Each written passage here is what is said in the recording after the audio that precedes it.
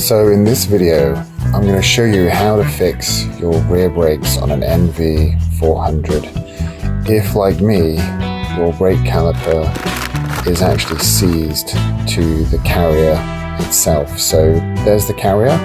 That's the new one that we're going to be replacing because the old one is seized. I just can't get those bolts out.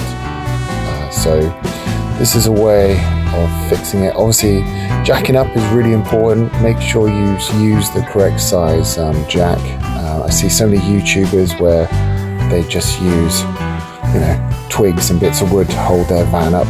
It's you've got the safety first. So this is just loosening up the bolts to the actual carrier itself. Unfortunately, the bolts holding the carrier to the actual brake calipers themselves is so rusted. I just couldn't get them undone. So here what I'm doing is I'm putting down some cloths just to absorb any kind of sort of brake fluid that might leak out, because what I'm going to be doing is actually pushing the brake calipers back using a screwdriver. So this is a way of sort of like just leveraging them back slightly, just so you've got enough to be able to take them off. Be very careful of your brake cable, brake cable, you know what I mean. The brake pipe, be very careful of them. So it's really important to look after them. And here I'm just removing the actual discs themselves. This is a T50, you just got to undo them. A lot of them are rounded off, and then they're a real bugger to get undone.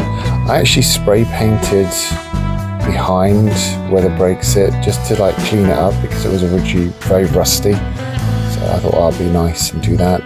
That's a bit of copperies, and that's the new brake disc on. That's the old brake caliper. This is the new brake caliper, and they have connected up to the actual brake pipe itself. That's the new carrier system, and there it is being installed.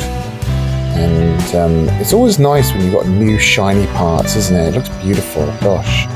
And obviously tightening it down is really important, setting it to the correct torque settings. I'm going to try and include all those little settings in the actual listing below. And these little caps are really nice. They come with the actual kit, and they just fit over the bolts. They're quite, you need a little bit of effort to push them on there, but they do stay on. And then the next stage, once you've got those little bolts on, is just getting your brake pads in. So there's a right way and a wrong way to put the anti-squeal clips in place, and you get sort of like, this is just showing you that you need a H8 for the actual brake calipers to tighten them on. So there's the clips in place. If you pause it, you can note that there's obviously a left side and a right side. You've got to make sure they go the right way round. If they go the wrong way round, you'll obviously hear a bit of squealing, which is not good. So this is also really good. Pad glue. It came with the kit that I bought, which is really nice.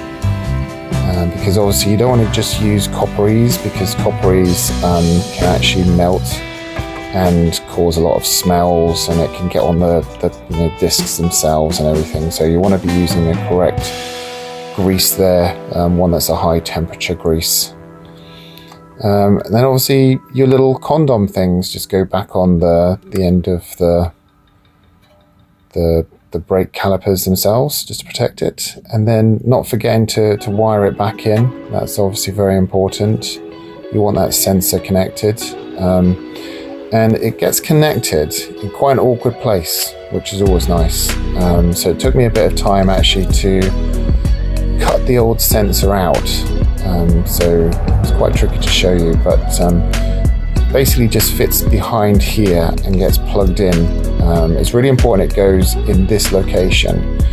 If it goes in any other location, it can get caught up with obviously the moving parts, so very important to get that set.